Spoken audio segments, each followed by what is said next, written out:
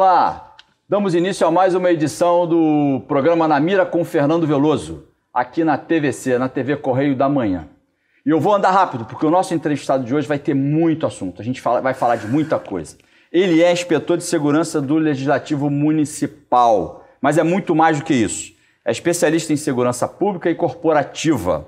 Ele já foi responsável pela segurança da segunda maior rede de fast food do Brasil, com mais de 300 pontos de venda no país. Coordenou 800 vigilantes e agentes de segurança que prestavam serviço a agências bancárias.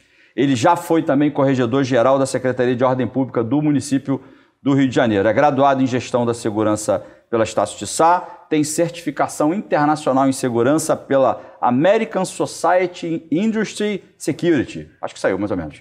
Lá em Virgínia, sede em Virgínia, nos Estados Unidos. Eu vou dar uma parada aqui para dizer o nome dele, porque o currículo é tão extenso, para vocês conhecerem logo, né, para você que acompanha a TVC. Eu estou falando do Vinícius Domingues Cavalcante. Vinícius, seja muito bem-vindo aqui. Muito obrigado. É um prazer. Obrigado por você aceitar o nosso convite. Tá? E eu vou falar agora do teu currículo, porque eu não posso, né? Eu compilei aqui ao máximo. Olha, é elogio de amigo. Isso é elogio de amigo. Não, olha, o Vinícius, ele tem, só para a gente saber o quanto a gente vai poder te explorar aqui. O Vinícius, ele tem cursos na área de segurança de dignitários, telecomunicações policiais, técnicas de abordagem, tiro de combate, segurança hoteleira e turística, cursos vários de inteligência, aperfeiçoamento de supervisão de segurança patrimonial, análise de risco e segurança, técnicas de avaliação das condições de segurança física de instalações de qualquer natureza, ou seja, aqueles colapsos, né, de prédios e tal. Segurança em aviação civil, rastreamento de armas, munições e explosivos, esse feito lá pelo ATF dos Estados Unidos, que é o Bureau de Álcool, Tabaco e Armas de Fogo. E além disso tudo e muito mais, porque eu só falei alguns aqui, é formado também, tem curso em terrorismo e contra-terrorismo, tanto na Holanda quanto em Israel. O Vinícius também participou de congressos, seminários, conferências nacionais e internacionais, falando de assuntos, né, seminários esses promovidos muitos pelo Ministério da Defesa, pela Escola Superior de Guerra, pela Escola de Comando do Estado-Maior do Exército, Escola de Guerra Naval, Petrobras, ABIN, Senasp e tantos outros. Sobre segurança hemisférica, defesa nacional, segurança pública, turística e hoteleira, segurança empresarial e terrorismo, que é uma das especialidades dele, estudos estratégicos, geopolítica no século XXI, armas de fogo, inteligência, e em Londres ele participou do Congresso Internacional sobre Contra-Terrorismo. E não acabou ainda, ele também é instrutor convidado das polícias militar, civil, federal, do Fuzileiro Naval, da Senasp, em conjunto com a ONU, inclusive. Ele dá aula de técnicas de abordagem, de cursos de arma, explosão, armas, explosivos e munição. Até eu já estou me enrolando aqui de tanta coisa. Cursos de inteligência... Você era chefe de polícia, né? Eu era chefe de polícia na época. Cursos de inteligência e contra-inteligência de segurança pública, curso sobre atentados, segurança física de instalações, de comissários de estádios de futebol, certamente tem a ver com os grandes eventos que aconteceram no Brasil, segurança e proteção de dignitários. Ele é palestrante, já apareceu na Câmara dos Deputados, em diversas universidades, na Polícia Rodoviária Federal, na Marinha, na LAAD, que é uma feira importante de segurança pública e defesa, sobre grandes eventos, aí terrorismo, segurança empresarial, crime organizado, terrorismo, tráfico de drogas, e ainda é coordenador do MBA de Política e Estratégia Aeroespacial. Foi da FAB. Também não dá para ficar tanto tempo, né? Não tem cabeça que aguente isso tudo. Eu vou pedir para colocar aqui o link de diversos artigos e livros que você publicou, porque se eu continuar falando do teu currículo, a gente não vai poder te explorar, e o que eu quero é explorar. Vinícius, mais uma vez, seja muito bem-vindo. Obrigado. Tem alguns assuntos que eu quero tratar contigo aqui. Vou deixar, eu costumo colocar aqui, Vinícius, normalmente é um assunto que eu não falo no início, eu só jogo aqui a provocação e deixo para falar no final. A gente vai falar sobre armas, a gente vai falar sobre segurança do cidadão, alternativas de política pública que não foram adotadas no Brasil, mas em outros estados têm sido adotadas, como o engajamento do cidadão, com a participação da sociedade. Vamos falar de CACs, né, de atiradores, dessa história dos CACs terem direito ao porte de arma. É um assunto polêmico. Vinícius é a pessoa ideal para a gente explorar o máximo sobre isso, para tirar dele. Vamos falar sobre um programa de segurança de vizinhança. Vou pedir para ele explicar isso para a gente, sobre operações psicológicas e o que mais der para falar sobre isso.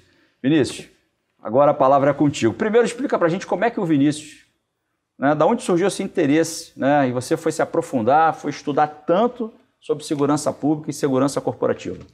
Bom, a gente costuma dizer que todo mundo tem seus heróis, né? E eu, na minha infância, era uma época completamente diferente dessa que a gente vive hoje. Era uma época em que a gente viveu aqui ações de terrorismo, de fundamentação política.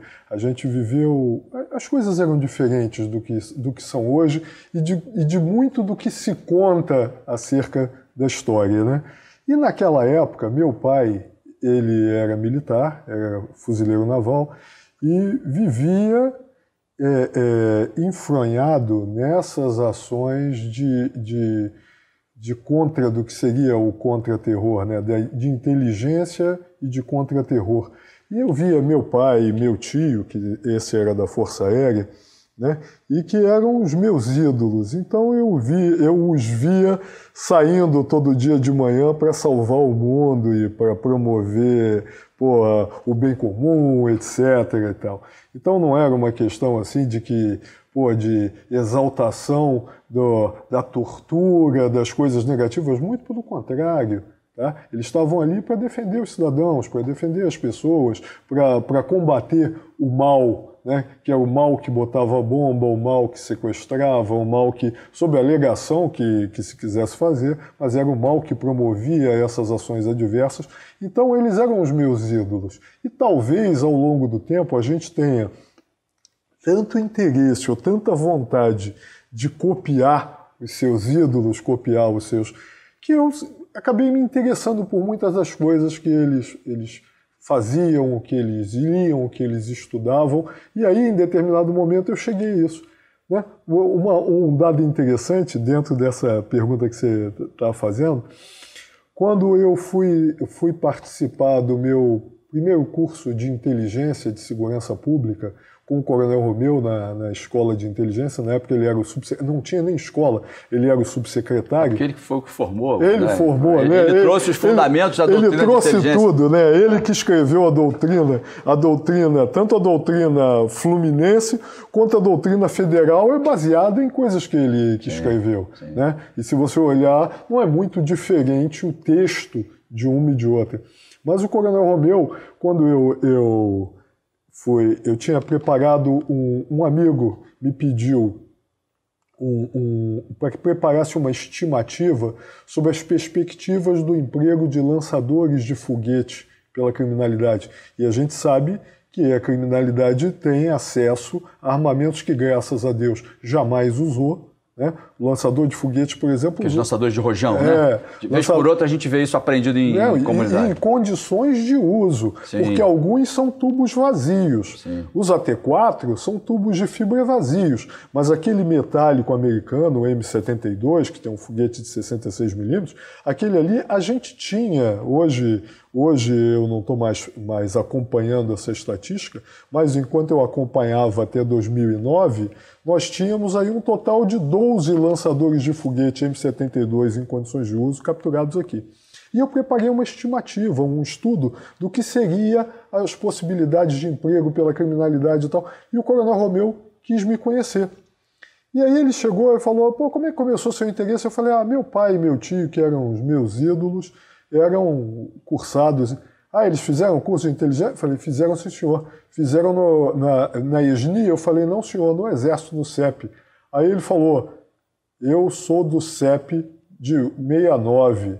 Eu falei, não, o papai é do curso do General Ibiapina, eu acho que o papai era 67 ou 68. Como é que era o nome do seu pai? Eu falei, o senhor vai lembrar? Aí ele fechou aquelas telas, ele trabalhava com vários notebooks, né?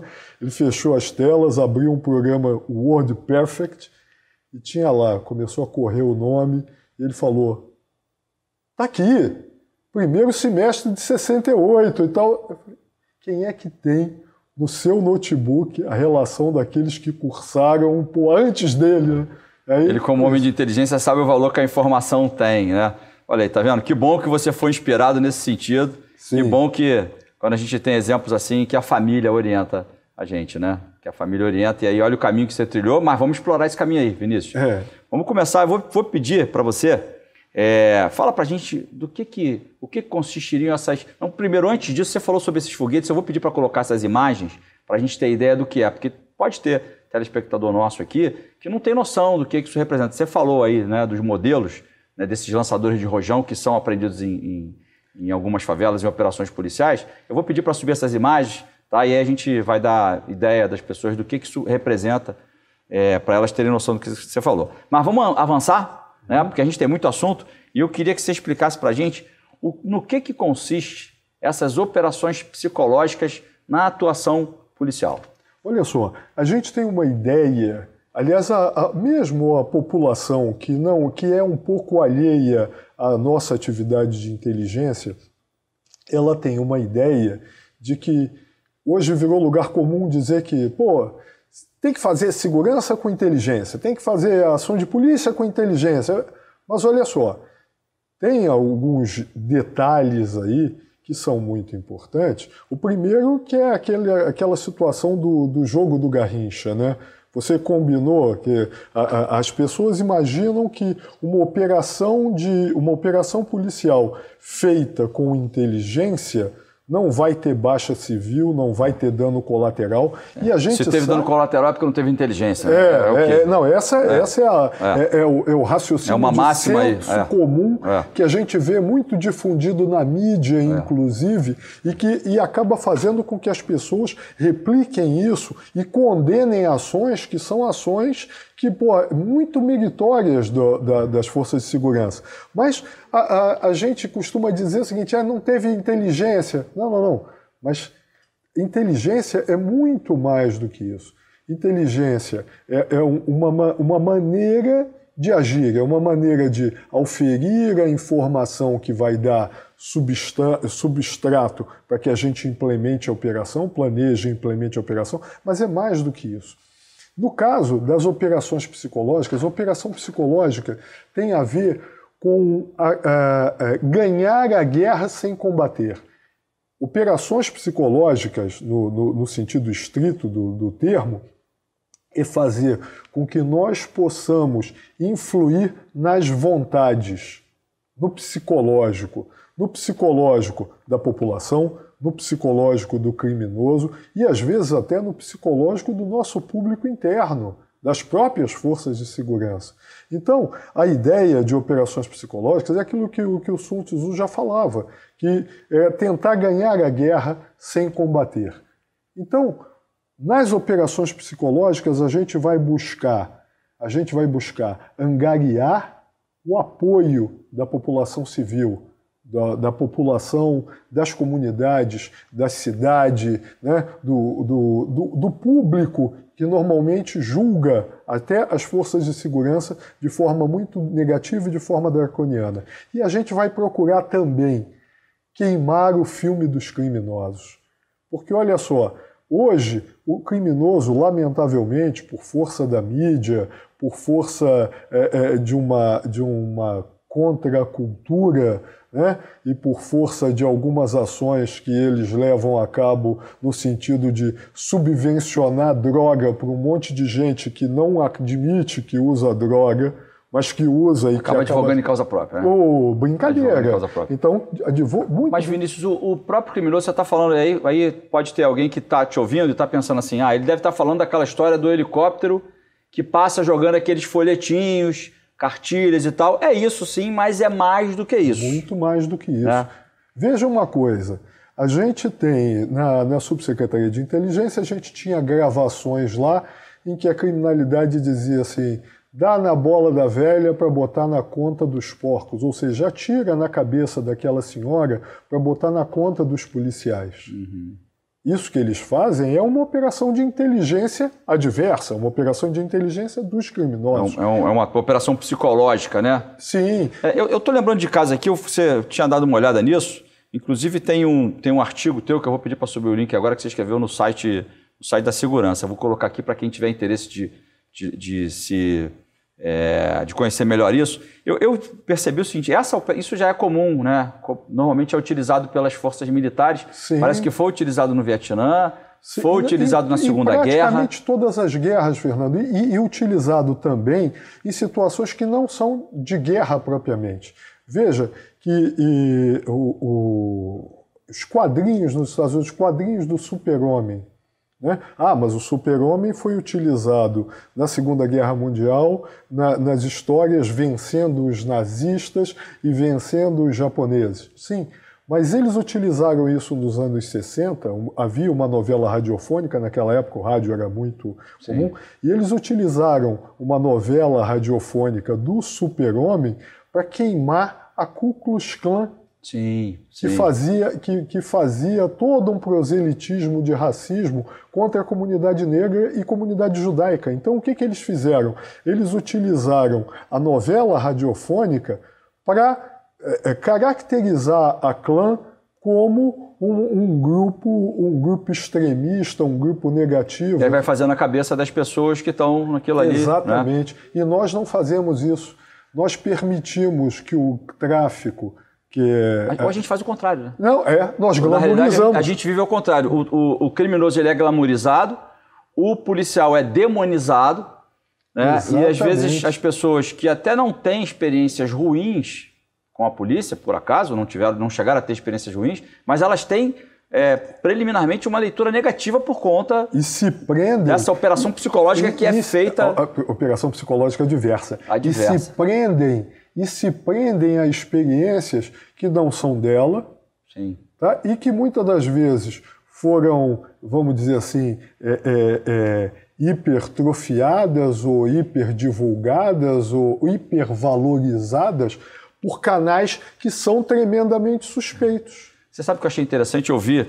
O exemplo que eu ia falar do Vietnã, né? O americano, ele tomou bomba lá, né? Sim. Sofreu lá a beça. Mas você sabe que eu li, né, rapidinho, vindo para cá, que eles chegaram a utilizar com os aliados deles, que eram os sul-vietnamitas, eles gravavam áudios com vozes assim tenebrosas, e esses áudios eram reproduzidos até pelas aeronaves, ou eles encontravam formas de reproduzir, porque há uma tradição lá de que as pessoas, se elas não forem enterradas no lugar onde elas nasceram, as almas ficam penadas, ficam voando ali. Uhum. Então o americano foi lá com o sul-vietnamita lá, ele gravava aqueles áudios e ele reproduzia aquilo como uma forma de perturbar a cabeça daquele oponente para fazer com que ele, de alguma forma, incitasse a ele se render. E o público interno, ele fazia aquilo para que o Vietcong não encontrasse apoio no público interno. Exatamente. E a gente tem muitas situações.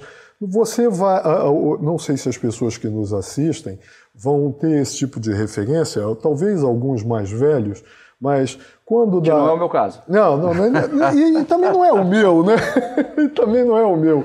Mas na Guerra da Argélia, na independência da Argélia, nos anos 60, foi famoso até por um filme chamado Batalha de Argel, que mostra como os paraquedistas franceses, utilizando de inteligência, mas também utilizando de tortura e de meios muito duros, conseguiram reverter a questão do sucesso da guerrilha argelina contra a ocupação francesa na Argélia. Então, a gente hoje, a criminalidade, uma coisa que você sentiu na pele, eu sei que você sabe, quantas vezes eu vi você falando isso na TV, né? Nós estamos vivendo hoje o enfrentamento de uma criminalidade que utiliza muito do modus operandi guerrilheiro e terrorista. E nós estamos tentando vencer essa batalha, esse enfrentamento, utilizando apenas as táticas convencionais de policiamento comunitário, base fixa. De investigação, de prisão. Cara, isso está errado. Exatamente. Nós nunca vamos conseguir sobrepujar esses elementos que utilizam essas táticas não convencionais com o nosso arcabouço jurídico clássico, que você domina isso. E olha, a gente, em 2014, o Exército Brasileiro ele tem um batalhão de operações psicológicas que parece que foi criado no Rio, depois foi transferido para o Noroeste, para Goiânia. Para Goiânia. né? E ele chegou a atuar, chegou a utilizar esse tipo. Eu fico imaginando aqui, que parece que a gente está falando de uma coisa assim, vamos hipnotizar os nossos... Não, não é nada disso. Mas o fato é que é uma estratégia que não pode ser desprezada se nós vivemos uma guerra contínua aqui, porque não é uma guerra que ela começa e termina, ela está aqui, ela está presente no Rio de Janeiro há décadas. E nós estamos vivendo hoje um enfrentamento onde a criminalidade, a mídia que glamouriza a situação do bandido, tá, e que ensina tática para os criminosos mais desatentos no âmbito da novela das 8, isso é um absurdo, mas Sim. acontece. Tá? A gente não está fazendo todos os deveres de casa que poderíamos fazer. A ideia, por exemplo, é a seguinte, quando eu disse que a gente tem a gravação de que dá na bola da velha para botar na conta dos porcos. Tá? Alguém já viu isso? Nós não falamos isso para as pessoas. Nós não mostramos para as pessoas aquele dado de inteligência com o qual nós trabalhamos no nosso processo investigativo e que tem a gravação em que o criminoso fala não, a gente faz e depois incita a população, a gente obriga as pessoas a irem para a rua. Então, quando a gente fala de operações psicológicas, a gente precisa pensar em queimar o filme dos criminosos. Existia um pensador, o que era o Gregório Grivas, que era um grego que atuou contra a ocupação britânica no Chipre, nos anos 50, início dos anos 60. Ele era um militar grego com experiência de guerra e que estabeleceu inúmeras normas, premissas para funcionamento, para operação de insurgências. Né? E ele costumava dizer o seguinte, que o guerrilheiro no campo é como o peixe no mar. Então vieram alguns pensadores de contra-insurgência britânicos e disseram, então nós vamos tornar o mar tão salobro, tão quente ou tão frio, de forma a negar a liberdade do peixe. Então, olha só, a gente não coloca a fotografia do criminoso, a gente não exibe a fotografia do criminoso como às vezes a gente exibe a fotografia dos policiais em operação. E se a gente for fazer assim, a gente está falando de guerra, pode ter alguém que está assim, mas vocês estão falando de coisas diferentes, está citando exemplos de época, mas nós temos algumas semelhanças aqui, por exemplo. O Rio de Janeiro, né, nós já passamos por um processo na época das UPPs e tal, porque a criminalidade violenta aqui, que é o que nos aflige mais, porque o que mais aflige o cidadão brasileiro, eu acho que mais do que a criminalidade é a violência que resulta dessa criminalidade. Porque a gente vai em outras grandes capitais, você vai a Madrid, né, Nova York, você vai em qualquer lugar do mundo, você é furtado, tem crime lá. Só que não tem a violência, você não vai ser abordado com um fuzil lá para roubar o seu carro. Então há semelhanças, por exemplo. Essa dominação de território, ele se assemelha, de certa maneira, a uma guerra tradicional, porque é o que o país faz lá. Ele vai lá e tira o domínio daquele território, daquela nação.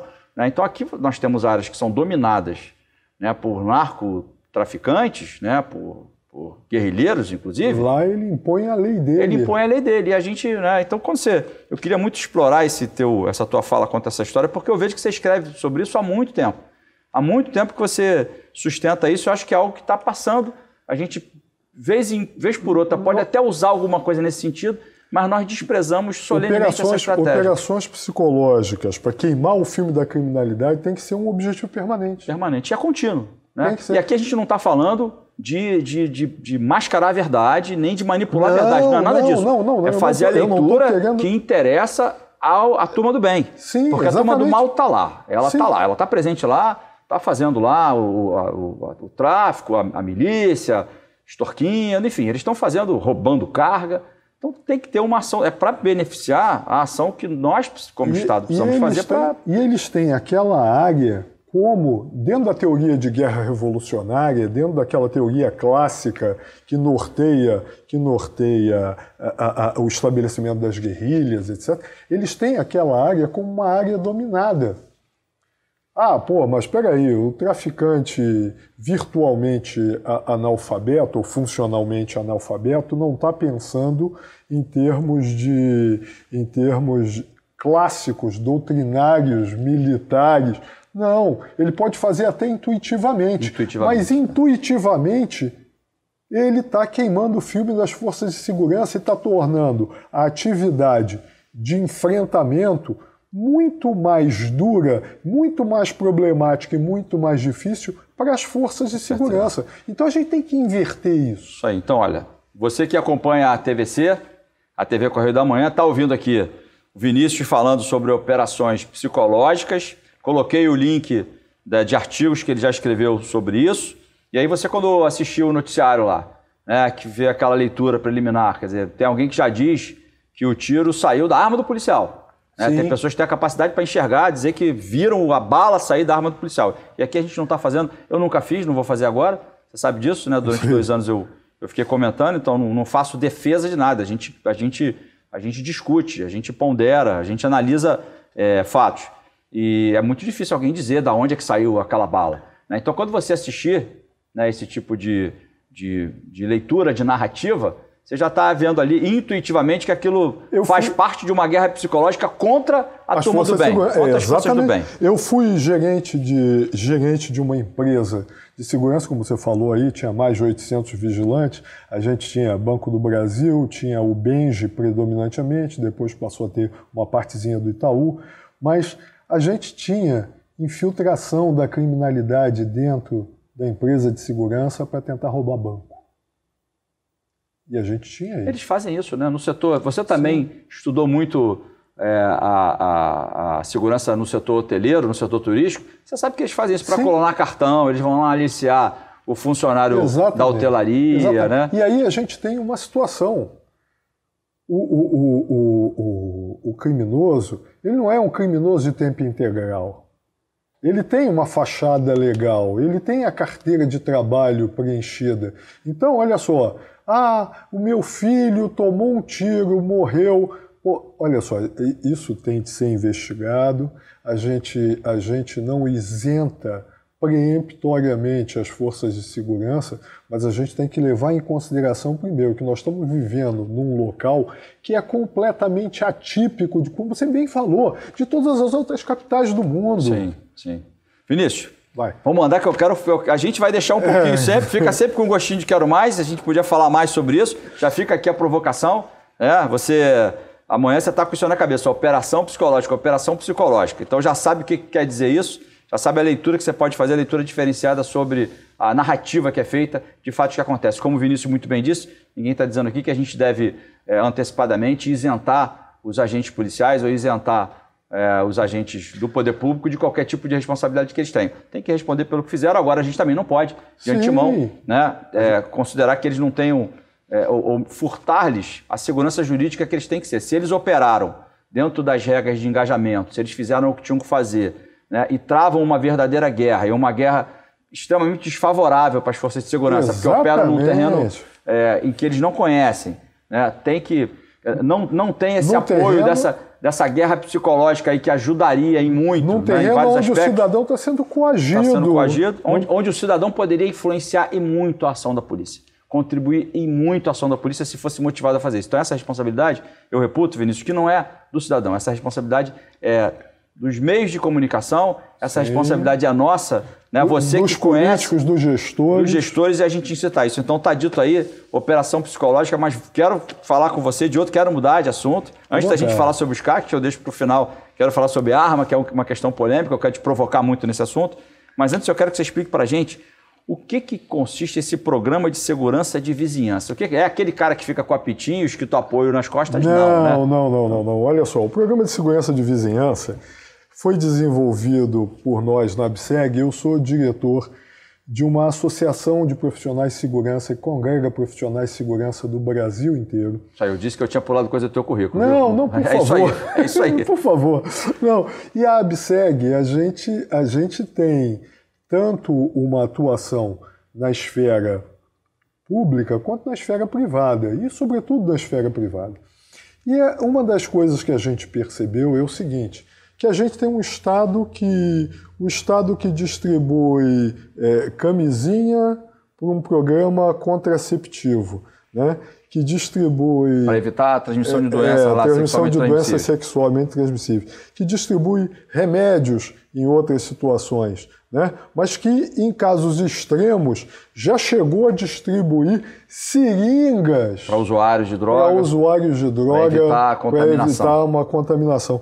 Então, a gente tem esse Estado que faz isso tudo, é o mesmo Estado que não é capaz de proteger seus cidadãos de uma sanha de violência que é visível, que está acontecendo em todas as instâncias, em todas as unidades da federação.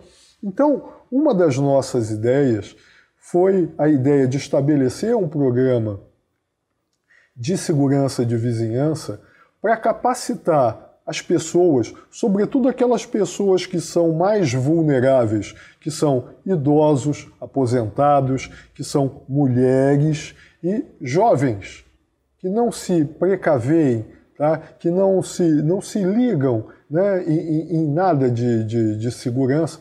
Fazer um programa em que a gente pudesse instruir essas pessoas para tornar essas pessoas alvos menos fáceis. Menos vulneráveis. Menos vulneráveis. A ideia aquela história do tripé. Endurecer os alvos. Do crime, né? Para que o crime aconteça, você tem que ter alguém disposto a cometer o crime, o criminoso. Esse a gente não incide em cima dele. Esse tá lá, não tem jeito. Isso aí são políticas macro que vão influenciar para essa pessoa deixar de tomar essa decisão ou não. A gente tem que ter a vítima, né? E tem que ter oportunidade. Porque se a oportunidade não surgir, e esse criminoso, o criminoso nunca procura a vítima mais difícil. Sim. Ele vai sempre na vítima mais fácil. Você está dizendo que... Estou tentando traduzir aqui em algumas palavras para facilitar o entendimento. É alguma coisa que pressupõe o engajamento da sociedade, né? Aí a gente já vai começar a discutir com uma máxima que impera aí, que as pessoas dizem assim, não, é a obrigação do Estado me dar a segurança. O Estado não me deu segurança. Sim, é a obrigação do Estado, mas está lá no artigo 144 da Constituição Federal, né? Segurança é dever do Estado, direito e responsabilidade de todos nós. Então, essa coisa de dizer que isso é problema... E a gente já viu essa fala até a nível de ente federativo. O governo federal, isso aí é problema do... Isso, felizmente, está superado. Então, esse programa de segurança de vizinhança, ele pressupõe o engajamento do cidadão através de uma qualificação, em que ele receberia orientações através de palestras, enfim, esse movimento, né, aconteceria para que ele se colocasse numa situação menos vulnerável em uma série de situações. Aí eu vou aproveitar, vou fazer esse gancho aqui. Você tem eu vi que você tem publicado na tua rede social uma matéria que você fez que fala sobre orientações, o que as pessoas devem fazer quando estão caminhando, quando estão dirigindo, inclusive, no estacionamento. A gente escreveu isso para servir de base para a cartilha que nós queríamos. Então, porque a cartilha tem que ser ilustrada. Eu já roubei isso do teu site. Eu já roubei isso do teu site, estou pedindo para puxar aqui agora, vai subir, tá? Parte disso aí eu já roubei do teu site. Vai ser muito legal, disponham. Tá, então assim, você cita o modelo britânico também, né? Que ele seria... Explica para a gente como é que funciona o modelo britânico. Olha que se assemelha a esse programa de segurança de vizinhança. Veja só uma coisa. Na Grã-Bretanha toda, tá? Na Grã-Bretanha toda, você tem menos gente morrendo em função do terrorismo clássico, do terrorismo islâmico, do terrorismo do antigo exército republicano irlandês, enfim. Você tem menos gente que morreu por conta do terrorismo do que aqui no Rio de Janeiro, na cidade do Rio de Janeiro, por força das ações da criminalidade. Então, lá, a todo tempo, as pessoas concitam a participação do cidadão, chamam o cidadão para participar. Se você vê alguma coisa, se você ouvir alguma coisa, se você suspeitar de alguma coisa, fale conosco. Isso aí. Estou subindo várias lâminas que você postou quanto a isso, que são esses sinais que o governo britânico coloca, incitando as pessoas a fazerem a... Sim, aliás, você pode buscar isso no PowerPoint e colocar para as pessoas, vai ser uma coisa bem legal. Já está feito, amigo. A gente está falando aqui agora, isso já está subindo, a edição já está fazendo isso, para as pessoas verem o que você está falando aí, como funciona em Londres. A gente aqui no Brasil perde muito mais gente, mas as pessoas ainda têm aquela ideia de, não, segurança é com a polícia. Segurança é com guarda, com vigilante privado. Eu quero até falar de guarda. Eu quero até falar de guarda, mas antes disso, é isso ou então você tem aquele político. E aí vamos criticar o político aqui também, né? Bom. Aí você tem aquele cara que vem ao salvador da pátria e diz, não deixa que eu vou resolver tudo. É tudo, eu vou resolver tudo. Eu vou tomar a medida X ou eu vou aumentar a pena Y, né? E aí a gente tem essa onda de conveniência política que acaba não avançando no sentido de chamar o cidadão a participar da segurança, que eu acho que esse é o ponto importante que eu queria explorar contigo, Vinícius. O eixo central de um programa como esse, que é aplicado em Londres, que você escreve sobre isso, fala sobre isso há tanto tempo, é a participação do cidadão. A gente aqui no Brasil, a gente tem essa mania de achar, né, que é o Estado, que é o poder público, que é o governo que tem que me dar a segurança. Até porque e aí eu espero que as pessoas não me crucifiquem por isso, mas eu estou falando da experiência de um servidor público da área de segurança pública que tem mais de 36 anos de serviço. Nós temos aqui no Brasil aquela situação do privilégio inconfessável. Então, olha só, só eu tenho a arma e só eu coloco a minha arma ou a arma que o Estado me autorizou a usar a serviço da segurança do cidadão suplementarmente. E isso é que... Depois, vamos falar sobre a arma. Você vai falar sobre isso. Eu quero, antes da gente mudar esse assunto, eu quero que você fale para mim de guarda. Que você falou guarda, e aí eu lembrei, porque a gente considerando a atividade que as polícias já desempenham, polícia militar, polícia civil, nos estados principalmente, essa conscientização, né, para que as pessoas se tornem menos vulneráveis, para que aconteça menos a oportunidade, né, e elas sejam potencialmente menos vítimas de crime. A gente precisa ensinar segurança para elas. Isso, um canal importante não seria, dentro do contexto de segurança pública, a gente elevar as guardas municipais nesse contexto? Olha só, eu particularmente acredito que as guardas municipais são polícias metropolitanas por excelência. Agora, elas devem ser de verdade. Lamentavelmente, as coisas no Brasil nascem erradas ou nascem por caminhos tortuosos. E nascem por caminhos tortuosos, às vezes, para atender a esses privilégios inconfessáveis, aos interesses. Olha só, eles é assim, mas quem manda sou eu. É assim, mas a instituição é essa, mas a outra instituição... E a gente vê isso, eu vejo isso, isso praticamente toda hora e a todo momento, embora ninguém vá defender essas posturas publicamente. Claro. Vou te dar um exemplo. Vamos pegar o exemplo dos americanos. Lá você tem uma variedade enorme de forças de segurança. Então você tem a polícia do condado, a polícia do estado, a polícia da universidade, a polícia da NASA. Sim. Se houver uma ocorrência de segurança envolvendo o refém numa instalação nuclear ou numa instalação química grande em que você tenha uma força policial própria, você vai ter a intervenção lá do FBI,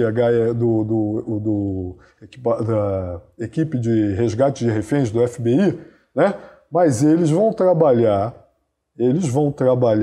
em íntima ligação com o pessoal daquela área, com o pessoal que conhece daquilo ali, com a polícia local, a polícia da NASA, a polícia... Entendeu? Não, mas crime federal? Sim, mas olha só, se você fizer o disparo aqui e fizer errado, talvez aquele cheirinho de maçã verde seja a última coisa que a gente vai sentir depois do vazamento químico ou antes da explosão. Sim, então, sim. Olha só, precisa...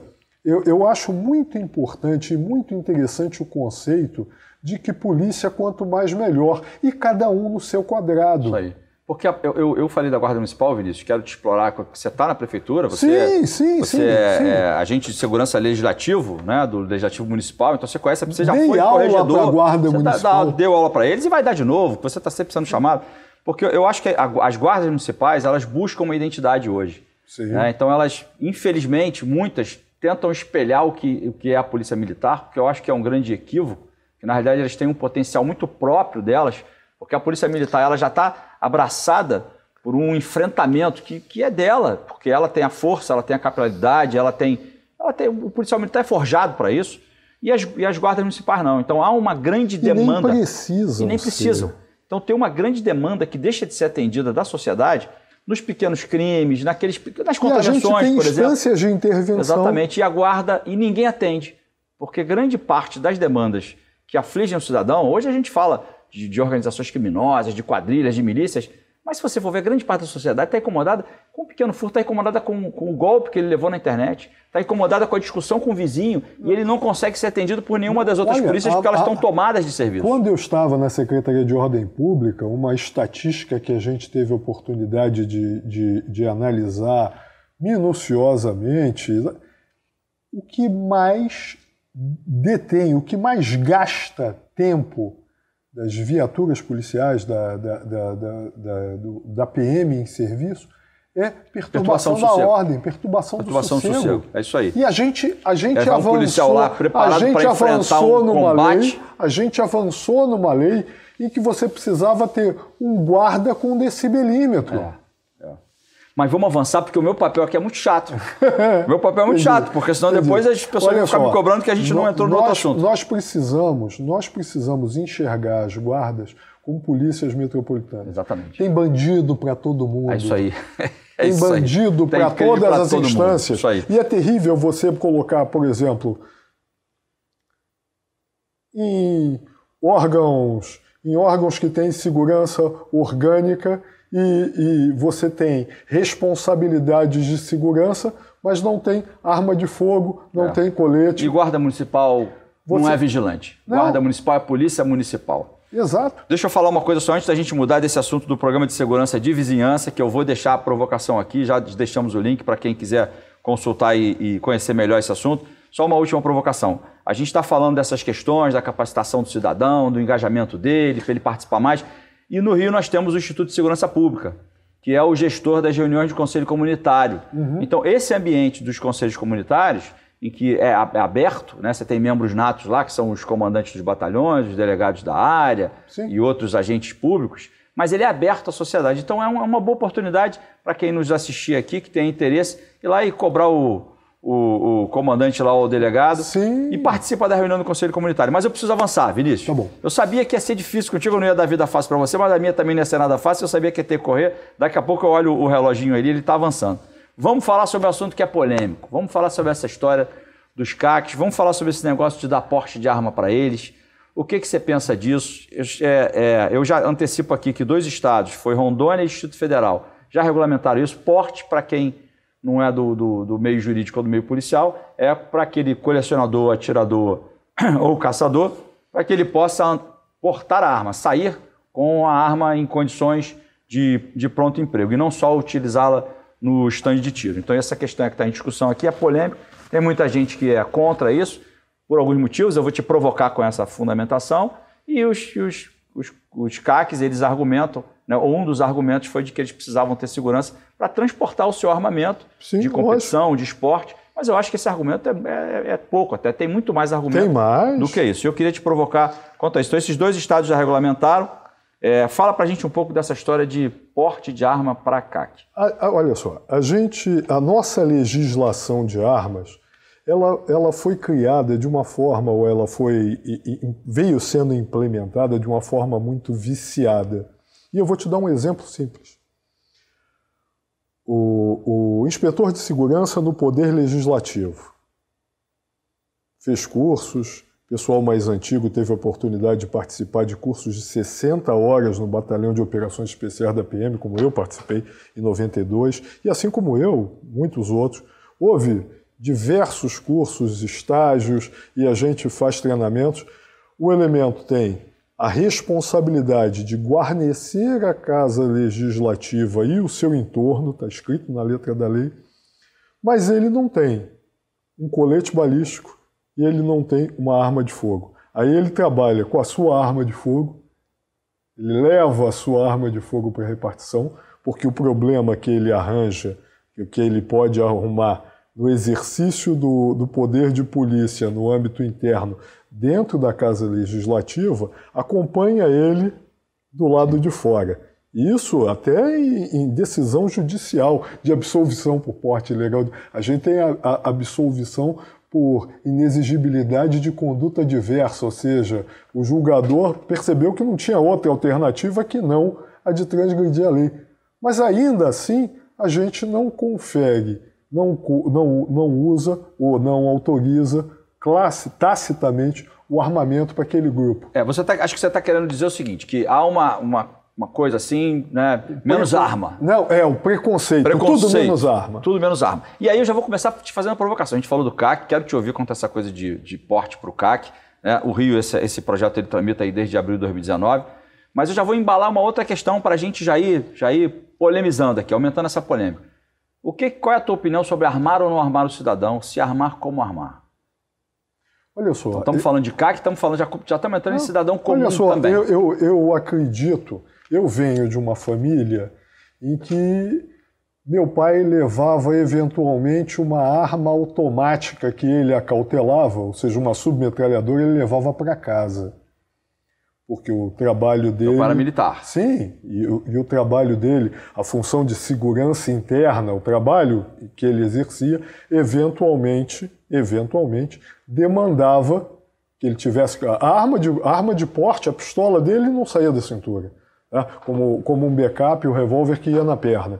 Mas, às vezes, ele levava a submetralhadora para casa. E naquilo não tinha ameaça para nós. Eu briguei no colégio quantas e quantas vezes, algumas vezes bati, outras vezes apanhei, e não peguei a arma do meu pai para levar para a escola para matar o coleguinha. Então, olha só, eu sempre tive uma visão de que a arma é um instrumento. A arma é um instrumento, e que se pode matar com um lápis desse, se pode matar com um espeto de cabelo, se pode matar com uma gilete. Então, olha só, o problema não são as armas, mas na mão de quem elas estão. E como é que a gente define para a mão de quem elas vão?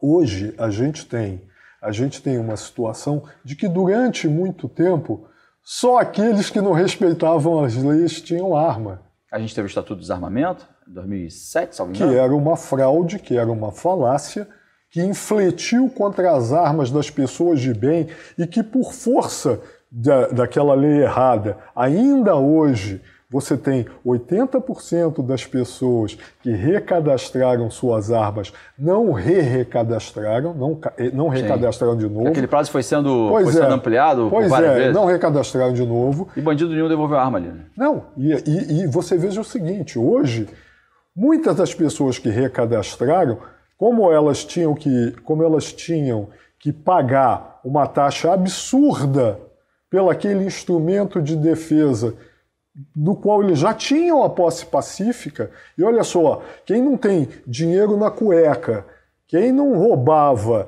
quem não tinha dinheiro não contabilizado, quem não estava metido numa falcatrua, né, ou numa maracutaia governamental, quaisquer dessas pessoas que não estavam incluídas nessas categorias aí que a gente falou, 300 pratas é dinheiro, 600 pratas é dinheiro, e elas vão ter que, a cada período de tempo, gastar o dinheiro que elas não tinham para viabilizar a manutenção daquele bem. Então isso era um absurdo. Vamos fazer um choque? Vamos fazer um choque aqui antes que a gente comece a ir para os finalmente do programa. Nosso tempo está correndo ali. Eu falei que a minha função era chata. Eu sou chato, não. Vamos fazer um choque aqui. O CAC, o colecionador, o atirador e o caçador. São pessoas que já têm arma na sua convivência. São pessoas que usam a arma, que treinam com a arma, que têm acesso ao stand. Ou seja, a arma já faz parte da vida deles. Então está sendo discutido em vários estados, como a gente disse no início aqui, se dá ou não o porte a essas pessoas para elas poderem transitar com a arma. E você tem o cidadão comum, que é uma outra discussão, que eu já coloquei aqui para te provocar, se o cidadão comum deve ou não deve ter o porte, se a gente deve ou não deve facilitar o porte a esse. Não parece desarrazoado a gente estar discutindo isso, porque está discutindo essa questão do CAC, porque afinal de contas, o colecionador, o atirador, a arma já faz parte do mundo desses caras. Se a gente já está falando do cidadão, esses caras aqui não tem muito o que discutir contra esses caras. Concordo. A arma já faz parte do universo deles. Eu já vou guardar uma certa restrição quanto ao cidadão, porque aí a gente vai ter o cidadão, porque eu acho que andar armado, me corrija aí se você fica super à vontade, mas andar armado é uma decisão. Sim, quando a gente entra para a polícia... Que tem que ser subvencionado, inclusive, pelo treinamento, pela qualificação. Consequências. É uma decisão. É como casar, comprar um apartamento. É uma decisão que você toma ali, não dá para no dia seguinte, não é como tirar um paletó ou tirar um casaco e botar outro. É uma decisão que você toma que vai trazer consequências, vai te impor uma conduta diferenciada, porque você vai ter que ter uma atenção diferenciada, você vai ter que se dedicar à manutenção daquela qualificação, porque não é. Porque as pessoas acham que eu vou andar armado, comprei arma, comprei munição, deixei ali, o dia que eu precisar eu vou lá e pego. Não é isso. Não existe isso. É claro que não é isso. Né? A munição fica velha, ele tem que praticar, você tem uma conduta diferenciada quando você está sozinho, quando você está com a tua família. Então, é uma decisão que eu acho que aí sim é um direito que cabe a todo cidadão, e esse direito não deve ser suprimido dele, mas é uma decisão, e essa decisão tem consequência. Acho que o que a gente precisa é esclarecer o cidadão.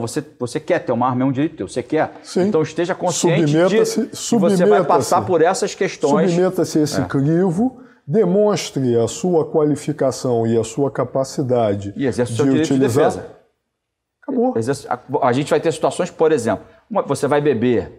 O cara quer beber um pouco mais e tal. Incompatível. É incompatível. Você vai em determinados ambientes. É incompatível. Que se você for armado, porque a arma também tem o seu valor. Então você pode não ser. A gente estava falando aqui há pouco de oportunidade. Sim. Se alguém souber que você está armado, você pode estar gerando a oportunidade para virar alvo de uma ação que você não viraria normalmente, porque ele vai querer roubar a tua arma, porque aquele é um instrumento de trabalho na mão do criminoso. Exatamente. Então, assim, eu falei isso tudo, né, querendo te ouvir, porque me parece uma falta de razoabilidade a gente ter essa discussão no âmbito do CAC para um universo de pessoas de que a arma já faz parte da vida deles. A arma não é surpresa. Essa decisão é uma decisão muito mais Concordo, mais fácil. E acho, porque o que acontece é que nós enxergamos isso pelo viés míope da ONG desarmamentista, do ólogo, né, do violenciólogo. Nós olhamos a questão das armas pela ótica míope dessas pessoas que durante muito tempo patrulharam, nortearam e ditaram como é que as coisas deveriam acontecer. Veja, hoje eu ainda acho que está cedo para que façamos essa avaliação de forma acurada, mas a gente já tem hoje uma estatística de mais armas e menos crimes. Hoje, a gente está gravando esse programa hoje. Hoje o Instituto de Segurança Pública, a gente acabou de referir agora, divulgou os números do último trimestre e todos os indicadores criminais diminuíram. Alguns estão na marca aí da mais baixa dos últimos 30 anos, tanto crimes violentos, letalidade violenta, homicídio, Sim. latrocínio, assim como roubo de carga, todos esses diminuíram. Então, eu queria te pedir uma coisa agora, a gente está caminhando para o final já do programa. Foi bom? Foi rápido? Né? Não, mas a gente fica com gostinho de quero mais, já deixo aqui ao vivo mesmo. Você inaugurou aqui, a gente nem falou no início, mas esse novo visual aqui do estúdio, é um visual novo, então o Vinícius deu prazer para a gente estar inaugurando isso. Obrigado. Vinícius, fala pra gente aqui, fala pro telespectador aqui do programa Na Mira com o Fernando Veloso, aqui na TVC, aquele que está decidido, que ele está pensando, eu quero proteger a minha família, eu quero exercer o meu direito de defesa, porque eu transito em determinadas áreas. O que você diria para essa pessoa que hoje está pensando, ele está em vias de tomar a decisão de andar armado? Olha só, eu acredito em uma arma em cada lar consciente, eu acho isso basilar. Tá? Agora, para sair à rua com a arma, a gente tem algumas situações que realmente justifica. Você está com a sua família, porque olha só, é muito fácil numa situação como a gente está sentado aqui, né, calmo, tranquilo, a gente não vai ter problema aqui, não precisa temer pela nossa segurança enquanto a gente está aqui. Então, é muito fácil a gente julgar por nós julgarmos os outros.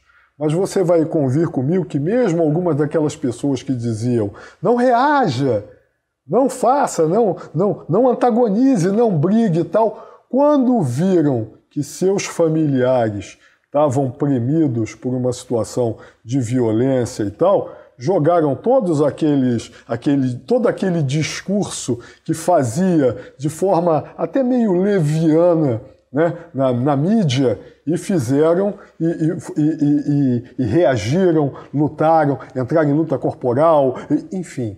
Tá? Então a gente precisa, quem achar Eu tenho até um artigo sobre isso, que eu vou te mandar o link, sobre o emprego defensivo das armas de fogo, porque eu não vou conseguir aqui... Emprego defensivo das armas de fogo. A gente vai colocar esse link aqui, então você me manda, a gente vai colocar esse link. Vou te mandar, porque a ideia é a seguinte, quem acredita que pode vir a ser exigido tem que se qualificar para treinar. Não pode acontecer, olha só, eu não gostaria de morrer com a minha própria arma. Eu estou no meu 4º tiro, não pretendo ganhar o 5º, mas eu não gostaria de morrer com a minha própria arma. Então, você tem que se qualificar para evitar que isso aconteça. Com a sua arma ou armado, você tem que procurar detectar as fontes de perigo, as fontes de hostilização, analisar riscos de locais, de cenários e de pessoas de uma forma permanente. Normalmente, o cidadão comum não tem pendor para isso, mas ele pode desenvolver essa capacidade. Se ele tomar decisão. Se ele tomar decisão. Você falou a palavra qualificar. Eu acho que até para o não reaja, o cidadão tem que estar qualificado. Sim. Não é o não reaja pelo não reaja. É o não reaja de forma qualificada. Você falou tudo. Esse discurso de não reaja, não antagonize, abaixa a cabeça, se esconda, se acovarde, esse discurso não é o discurso técnico. Isso aí, gente. Olha, infelizmente eu tenho que dar a notícia de que a gente está estourando a hora, mas olha, quero te agradecer muito. Obrigado. Eu que agradeço. Obrigado por você ter vindo aqui, ter prestigiado a gente. Prazer, meu amigo. Olha, fica o gostinho de quero mais aqui, tá aí, né, para a nossa audiência. Se vocês gostaram, dê um like lá, né, se inscrevam no canal e peçam para o Vinícius voltar. Eu já estou deixando o convite com ele aqui. Vai ser um prazer. É isso aí, gente. Semana que vem a gente está gravando mais um programa Na Mira com o Fernando Veloso.